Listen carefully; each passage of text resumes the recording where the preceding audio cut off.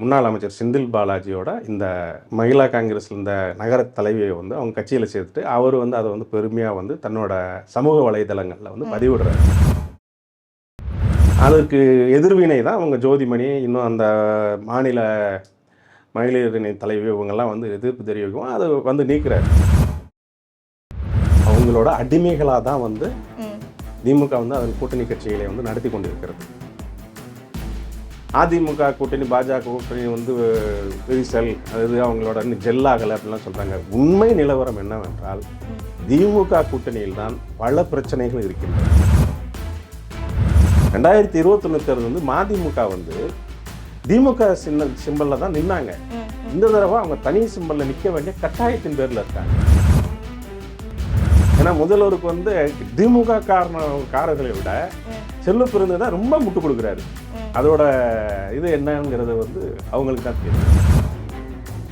இது இந்த main stream மீடியாலாம் பாஜக திமுக அதில் ஒரு சின்ன ஒரு இது அதிமுக இருந்தால் கூட அவங்க எதை பேசுவாங்க.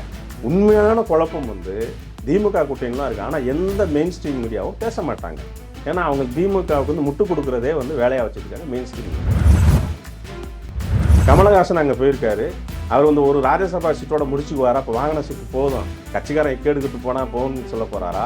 இல்லை சட்டமன்ற தேர்தலையும் அவர் வந்து அவர் கட்சி நிர்வாகிகளுக்கு வந்து சட்டமன்ற தொகுதிகள் கேட்டு வாங்குவாரா அப்படிங்கிற ஒரு கொஸ்டின் இருக்கு. தினசேவல் நேயர்களுக்கு அன்பு வணக்கம். இன்னைக்கு நம்மளுடைய சிறப்பு நேர்காணலுக்கு வந்திருக்காங்க வழக்கறிஞர் வைகை ஆனந்த் சார். வணக்கம் சார். வணக்கம் சார். இப்போது திமுகவில் வந்து பார்த்தீங்கன்னா தொடர் வந்து இப்போது சின்ன சின்ன பிரச்சனைன்றது இப்போ விஸ்வரூபமாக வெளியில் தெரிய ஆரம்பிச்சிச்சு. கூட்டணி கட்சிக்குள்ளேயே வந்துட்டு பெரிய ப்ராப்ளம்லாம் கிரியேட் ஆயிருக்கு. இப்போ அதில் தொடர்ந்து வந்து பார்த்தீங்கன்னா காங்கிரஸ் கட்சியே வந்துட்டு திமுக காரங்க கூட்டணி இருக்கவங்களே ஏதோ டார்கெட் பண்ணுற மாதிரி ஒரு ஃபீல் ஆகுது. இப்போ ரீசெண்டாக ஒரு விஷயம் வந்து நடந்துச்சு. கரூர் காங்கிரஸ் எம்பி ஜோதிமணி மேடம் வந்துட்டு அமைச்சர் செந்தில் பாலாஜி மேலே ஒரு குற்றச்சாட்டு வச்சுருக்காங்க. அது நம்ம எல்லாருக்குமே தெரியும் இல்லைங்களா? அது என்னென்னா காங்கிரஸ் கட்சியில் இருக்க மகளிர் அணி தலைவி கவிதான்றவங்களை வந்து திமுகவில் சேர்த்துருக்காரு. அதை வந்துட்டு சோசியல் மீடியாவில் அவர் பதிவு போட்டிருக்காரு. இது வந்து அவங்க வன்மையாக கண்டிக்கிறேன்ற மாதிரி சொல்லியிருக்காங்க. தொடர்ந்து ஏன் இந்த மாதிரி நடந்துக்கிட்டே இருக்குங்க சார்? திமுக வந்து அது கூட்டணி கட்சிகளை வந்து அந்த அளவுக்கு தான் அவங்க நடத்துகிறாங்க. அவங்களோட அடிமைகளாக தான் வந்து திமுக வந்து அதன் கூட்டணி கட்சிகளை வந்து நடத்தி கொண்டு இருக்கிறது. அதோட வெளிப்பாடு தான் அவர் முன்னாள் அமைச்சர் செந்தில் பாலாஜியோட இந்த காங்கிரஸ் மகிழா காங்கிரஸ் இந்த நகர தலைவியை வந்து அவங்க கட்சியில் சேர்த்துட்டு அவர் வந்து அதை வந்து பெருமையாக வந்து தன்னோட சமூக வலைதளங்களில் வந்து பதிவிடுறாரு. அதற்கு எதிர்வினை தான் அவங்க ஜோதிமணி இன்னும் அந்த மாநில மகளிரணி தலைவி இவங்கெல்லாம் வந்து எதிர்ப்பு தெரிவிக்கும். அதை வந்து நீக்கிறார். இது வந்து தொடர்ச்சியாக வந்து நடந்துகிட்டு இருக்கு. இதை பார்த்தீங்கன்னா இதெல்லாம் எதோட ஒரு இது இணைக்கணும்னா, இப்போ காங்கிரஸ் கட்சியிலேயே வந்து பெரும்பான்மை காங்கிரஸ் நிர்வாகிகள், இப்போ காங்கிரஸ் சட்டமன்ற குழு தலைவராக இருக்கட்டும், முன்னாள் மாநில தலைவர் KS அழகிரி, இவங்களாம் என்ன பண்ணிட்டாங்க, அதிக தொகுதிகளை திமுகவிடம் பெற வேண்டும், ஆட்சியில் பங்கு வேணும்னு சொல்லிட்டு கேட்க ஆரம்பிச்சிட்டாங்க. இப்படியெல்லாம் அவங்க காங்கிரஸ்லேருந்து இந்த மாதிரி புகழ்ச்சல் இந்த மாதிரி குரல்கள் வந்து வர வர வர அதோட எதிர்வினை வந்து திமுக ஆடுது. நான் உங்கள் கட்சிக்காரங்களே தூக்குவோம், உங்கள் கட்சிக்காரங்களே அங்கே இணைச்சிக்குவோம் அப்படிங்கிற மாதிரி தான் அதோட ஒரு வெளிப்பாடு தான் இந்த மாதிரி பண்ணுறாங்க. அதுதான் நான் போன வாரம் கூட இன்னொரு சேனலுக்கு சொல்லியிருந்தேன். அதிமுக கூட்டணி பாஜக கூட்டணி வந்து விரிசல், அதாவது அவங்களோட ஜெல்லாகலை அப்படின்லாம் சொல்கிறாங்க. உண்மை நிலவரம் என்னவென்றால் திமுக கூட்டணியில் தான் பல பிரச்சனைகள் இருக்கின்றன. அதோட வெளிப்பாடு வந்து இப்போ கரூர் இன்சிடென்ட்னு எடுத்துக்காங்க. 1.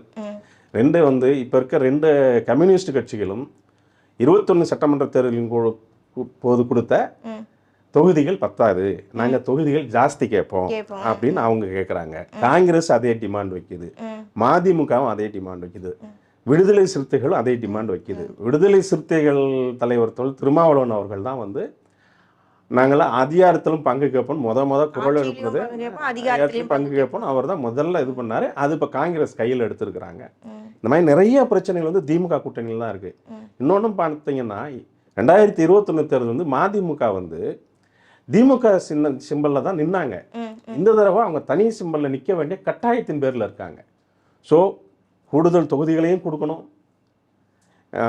அவங்கவுங்க சின்னத்தில் தான் நிற்க போகிறாங்க. அப்படிங்கிறப்ப திமுக கூட்டணி தான் வலுவிழந்து வருகிறது என்பது தான் நிதர்சனமான உண்மை. ஆனா ஒரு இடத்துல முதல்வர் என்ன சொல்றாரு, எங்க கூட்டணி வந்து ரொம்ப ஸ்ட்ராங்கா இருக்கு, எங்களுக்குள்ள எந்த ஒரு மனஸ்தாபமும் இல்ல, நாங்க கரெக்டா தான் இருக்கோம், எதிர்க்கட்சியில இருக்கிறவங்க மட்டும் கூட்டணி தான் இவ்வளவு கூச்சலும் குழப்பமா இருக்குன்னு ரொம்ப தெளிவா சொல்லியிருக்காரு மக்களுக்கு. அதாவது உள்ளுக்குள்ள பயம் தான், பயம் இல்லாத மாதிரி நடிக்கணும், வடிவேல் காமெடி வருது இல்லை, அதுதான் இதுக்கு வந்து என்னோட பதில். அவ்வளோதான். ஏன்னா உள்ள வந்து அவ்வளோ பிரச்சனைகள் இருக்கு கட்சியில வந்து. திமுக கட்சியிலேயே வந்து நிறைய பிரச்சனைகள் இருக்கு. ஏன்னா மூத்த நிர்வாகிகள்லாம் வந்து இப்போ வந்து அவங்கவுங்க அடி மனசுல வந்து புழுங்கிக்கிட்டு இருக்கிறாங்க. ஏன்னா துரைமுருகனாக இருக்கட்டும், பொன்முடியாக இருக்கட்டும், அவங்கெல்லாம் ஏன் வந்து இந்த பொது மேடையில் அநாகரிகம் கடந்து பேசுறதுன்னா வாய் தவறி வர்றதில்லை. அவங்க கட்சி மேலே இருக்க வெறுப்பு, புதுதாக கட்சிக்கு வந்தவங்களுக்குலாம் பசையான பதவி கொடுத்தோட வெளிப்பாடு தான் வந்து அவங்களாம் அந்த மாதிரி பேசுனது. இப்போ பார்த்தீங்கன்னா லேட்டஸ்ட்டாக பார்த்தீங்கன்னா சென்ற வாரம் வந்து கரூரில் வந்து திமுக பொதுக்கூட்டம் நடக்குது. மாநில துணை பொதுச் செயலாளர், நாடாளுமன்ற உறுப்பினர் திருச்சி சிவா வந்து பேசிட்டு இருக்கார். இதெல்லாம் அவர்லாம் மிசால உள்ள போனவர். இதெல்லாம் திமுக காரங்களுக்கு தெரியுமா தெரியாதுன்னு தெரியல. மிசால உள்ள போனவர் வந்து பேசிக்கிட்டு இருக்கிறார். அண்ணாதுரை இதை பற்றி பேசிக்கிட்டு இருக்கார். லேட்டாக தான் செந்தில் பாலாஜி வர்றாரு. உடனே அங்கே ஒரு சலசலப்பு மேடையில் திருச்சி சிவா அவர்கள் வந்து சொல்கிறாரு, அவர் வருவார் போவார், நீங்கள் ஏன் அங்கே பார்க்குறீங்க, நான் அடி வயிற்றுலேருந்து பேசிகிட்டு இருக்கேன் அப்படிங்கிறாரு. அப்போ திமுகவோட முன்னோடிகள் மூத்தவர்கள் வந்து அவங்க மனசில் இருக்கிறத நம்ம வாய் வழியாக வருது உங்களுக்கு வந்து. அதே அதை பேசிகிட்டு இருக்கிறப்ப இன்னொருத்தர் ஸ்டேஜில் ஏன் உட்காரியா அப்படிங்கிறாரு. அந்த மாதிரி பேசக்கூடிய நபர் கிடையாது அவர். அப்போ வந்து பாருங்கள், கட்சியில் உழைத்தவர்கள், மிசால சிறை சென்றவர்கள்லாம் வந்து நேற்று வந்த ஒரு செந்தில் பாலாஜி வரும் ஸ்டேஜில் இருக்கவங்க எல்லாமே எந்திரிச்சு நிற்கிறாங்க, அந்த பக்கம் திரும்புகிறாங்கங்கிறப்ப அவரோட மனநிலை அந்த இதுதான் வந்து திருச்சி சிவா வந்து நான் அடி வயிற்றுலேருந்து பேசிட்டு இருக்கேன், நீங்கள் அவரை பார்க்குறீங்க அப்படிங்கிறது. திமுகவில் வந்து ஏகப்பட்ட பிரச்சனைகள், உட்கட்சி பிரச்சனைகளே இருக்குது. அதே பெரும் தலைவலியாக வரும் சட்டமன்ற தேர்தலின் போது கண்டிப்பாக அது வெளிப்படும்.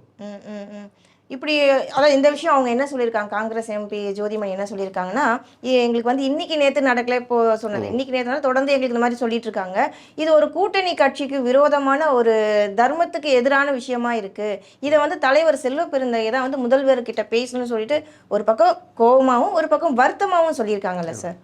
என்ன பண்ணுறது, எல்லாம் காங்கிரஸ் நிர்வாகிகள் நிறையா பேர் அவங்கள மணக்குமுறையில் சொல்கிறாங்க. ஆனால் செல்வ பெருந்தகை தான் வந்து முதல்வர் ஸ்டாலினுக்கு வந்து சாமரம் வீசி கொண்டு இருக்கிறாரு. அவர் வந்து அமைதியாக இருக்காருன்ற அவருக்கு அது அவங்க கட்சிக்காரங்க தான் கேட்கணும், அவங்க கட்சிக்காரங்க தான் கேட்கணும். ஏன்னா முதல்வருக்கு வந்து திமுக காரர்களை விட செல்வ பெருந்தகை தான் ரொம்ப முட்டு கொடுக்குறாரு. அதோட இது என்னங்கிறது வந்து அவங்களுக்கு தான் தெரியும். அவங்களுக்கு சார் தொடர்ந்து இதே மாதிரி ஒரு கூச்சல் குழப்பம் ஒரு மாதிரி குழப்பத்தோட போயிட்டே இருந்தா இந்த கூட்டணிக்குள்ள பிளவு வருவதற்கான வாய்ப்புகள் ஏதாவது இருக்குமா? 100% வருங்க, அதில் வந்து டவுட்டே கிடையாது. ஏன்னா வந்து 21 சட்டமன்ற தேர்தலில் வந்து இவ்வளோதான் தொகுதி இவ்வளோதான் தொகுதின்னு சொல்லிட்டு அவங்க வந்து ஒரு இதில் லாக் பண்ணி வச்சுருந்தாங்க. மதிமுக போன்ற கட்சிகளுக்கு வந்து அவங்க வந்து தனி சின்னம் கொடுக்காம உதயசீரன் சின்னத்திலே போட்டியிடணும்னு சொல்லிட்டு கண்டிஷன் போட்டாங்க. ஆனால் வரும் சட்டமன்ற தேர்தலில் வந்து அதுக்கு வாய்ப்புகள் வந்து 100% இல்லை அப்படிங்கிறது எல்லாருக்கும் தெரியும். இது இந்த மெயின் ஸ்ட்ரீம் மீடியாலாம் பாஜக திமுக அதில் ஒரு சின்ன ஒரு இது அதிமுக இருந்தால் கூட அவங்க எதோ பேசுவாங்க. உண்மையான குழப்பம் வந்து திமுக கூட்டணியில் தான் இருக்குது. ஆனால் எந்த மெயின் ஸ்ட்ரீம் மீடியாவும் பேச மாட்டாங்க. ஏன்னா அவங்க திமுகவுக்கு வந்து முட்டு கொடுக்குறதே வந்து வேலையாக வச்சுருக்காங்க மெயின் ஸ்ட்ரீம் மீடியா. அதுதான் உண்மை. இன்னொன்று பார்த்தீங்கன்னா இப்போ எல்லாருமே தொகுதி சீட்டு ஜாஸ்தி கேட்கணும்னு ஒன்று எல்லாமே அவங்களோட இது கேட்குறாங்க, ஆட்சி அதிகாரத்தில் பங்கு கேட்குறாங்க.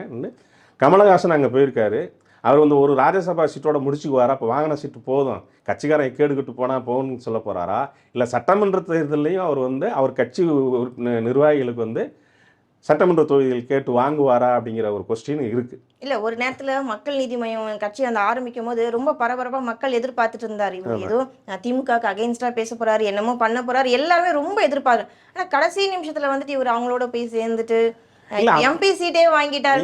அப்போ வந்து திமுக என்ன பண்ணாங்கன்னா இது வந்து அவங்களுக்கு வந்து கைவந்த கலை. கமலஹாசன் வந்து பிஜேபியோட பி டீம்னாங்க. ஆக்சுவலாக வந்து பார்த்தீங்கன்னா உண்மையாலுமே அவர் போன சட்டமன்ற தேர்தலில் திமுகவோட பி டீமாக தான் செயல்பட்டுருக்காரு. தேர்தல் ரிசல்ட் வந்த உடனே சூடாக வந்து அவர் வந்து ஸ்டாலின் அவர்களுக்கு வந்து வாழ்த்து தெரிவிக்க பொக்கையோட போயிட்டார். நமக்கு அப்போ தான் மக்களுக்கு தெரியுது, ஆஹா இந்த சினிமாவில் நடிக்கிற மாதிரி அரசியலே வந்து இந்த ஆள் வந்து நல்ல ஒரு நடிகராக வந்து தன்னை ப்ரூவ் பண்ணிட்டார் அப்படிங்கிறது வந்து அப்பயே வெளிப்பட்டு போச்சு. அதுதான் உண்மை.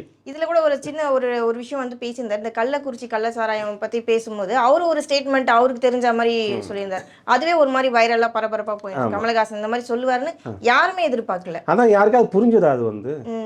அவர் புரியாத மாதிரி பேசுறதானே. ஏதோ என்னமோ சொல்ல வந்து ஏதோ சொல்லிட்டு அவ்வளவுதான். இப்போ இந்த தெருநாய்கள் பிரச்சனைக்கு சொல்ல வர்றப்ப ஏதோ ஒரு இந்த மாதிரி நிறைய இருக்கு அப்படிங்கிறப்ப அதை விட்டுட்டு கழுதைக்கோ குதிரைக்கோ போயிட்டார் அவர் வந்து. பார்த்தீங்கன்னா அவரோட இதெல்லாம் முன்னுக்கு பின் முரணாக தான் இருக்கும். அவர் பேசுறது வந்து அவருக்கே புரியாது, மக்களுக்கு எப்படி புரியும்? இப்போ தொடர்ந்து இப்போ மக்கள் நீதி மையம் வந்துட்டு எப்படி சார் அது தொடர்ந்து செயல்படும் நினைக்கிறீங்களா, இல்லை இது இப்படி தான் போகும்னு நினைக்கிறீங்களா? அது மக்கள் நீதி மையம் வந்து திமுகவோட இன்னொரு கிளை அமைப்பாகி ரொம்ப நாள் ஆச்சு. எல்லா அணி இருக்குது பார்த்தீங்களா, மகளிர் அணி, மாணவர் அணி, வழக்கறிஞர் அணின்னு சொல்லிட்டு. அந்த மாதிரி வந்து மக்கள் நீதி மையம் அது ஒரு அணி ஆயிடுச்சு, திமுகவோட ஒரு அங்கம் ஆயிடுச்சு. அது அவ்வளோதான். மக்கள் நீதி மையம் வந்து திமுகவில் அடங்கி விட்டது. ஆமாம் சார். அதை தொடர்ந்து வந்து பார்த்தீங்கன்னா இப்போ கம்யூனிஸ்ட் கட்சிக்காரங்களோட CITU அவங்க வந்து பார்த்தீங்கன்னா இப்போ நிறைய ஸ்டேட்மெண்ட் ஓப்பனாக கொடுக்க ஆரம்பிச்சிட்டாங்க. எங்களுக்கு வந்து ஓய்வூதியத்தில் வந்து மாற்றங்கள் தரேன்னு சொன்னாங்க. அதுவும் இந்த எலெக்ஷன் டைமில், அதாவது தேர்தல் வாக்குறுதி திமுக காரங்க கொடுக்குறேன்னு சொன்னாங்க, ஆனால் கொடுக்கல. அதுக்கப்புறம் பழைய ஓய்வூதிய திட்டத்தையே வந்து செயல்படுறேன்னு சொன்னாங்க, அதுவும் எங்களுக்கு பண்ணலை சொல்லிட்டு ஏகப்பட்ட கம்ப்ளைண்ட் அவங்க வைக்கிறாங்க. இப்போ அவங்களுமே வந்து அந்த கட்சிக்குள்ள, கூட்டணி கட்சிக்குள்ள ஒரு மனஸ்தாபத்தோட தான் இருக்கு. அவங்களும் பிரியறதுக்கான வாய்ப்புகள் ஏதாவது இருக்கா? கண்டிப்பாக இருக்குன்னு தான் நான் எதிர்பார்க்குறேன். ஏன்னா வந்து இவங்க எதுவுமே சொன்ன தேர்தல் வாக்குறுதிகள் வந்து எதுவுமே இல்லை, எதுவுமே பண்ணலை திமுக வந்து. இன்னொன்று பார்த்தீங்கன்னா, கம்யூனிஸ்ட் தலைவர்கள் வந்து வேணுமா அட்ஜஸ்ட் பண்ணி போனாங்கன்னா, தொண்டர்கள் வந்து இந்த ஆட்சி மேலே வந்து மிகப்பெரிய அதிருப்தியில் இருக்கிறாங்க. ஏன்னா எல்லாமே தொழிலாளர் வர்க்கம், இந்த மாதிரி இருக்கவங்க தான் கம்யூனிஸ்ட் கட்சியில் வந்து பெரும்பான்மையாக இருப்பாங்க. அவங்களுக்கு எதுவுமே இந்த அரசாங்கத்தில் வந்து நடக்கலை. ஸோ அவங்க கூட்டணியில் இருந்தால் கூட கண்டிப்பாக தலைவர்கள் வந்து அங்கே மேடையில் இருப்பாங்க தவிர கம்யூனிஸ்ட் தொண்டர்கள் வந்து திமுக கூட்டணிக்கு வாக்களிக்க, அட்லீஸ்ட் அவங்க கட்சிக்கு அவங்க நிற்கிற தொகுதியில் போடுவாங்களே தவிர திமுகவுக்கு வாக்களிப்பது என்பது சந்தேகம்தான், பெருத்த சந்தேகம்தான். ஸோ தொடர்ந்து இவ்வளோ பிரச்சனைகளை வந்து திமுக காரங்க, அது முதல்வர் எப்படி ஃபேஸ் பண்ண போறாருன்னு வெயிட் பண்ணி பார்ப்போம். தேர்தல் வந்துகிட்டே இருக்கு, அதுக்குள்ள என்ன மாற்றங்கள் நடக்க போகுதுன்றதையும் தொடர்ந்து பார்ப்போம். நன்றி, வணக்கம்.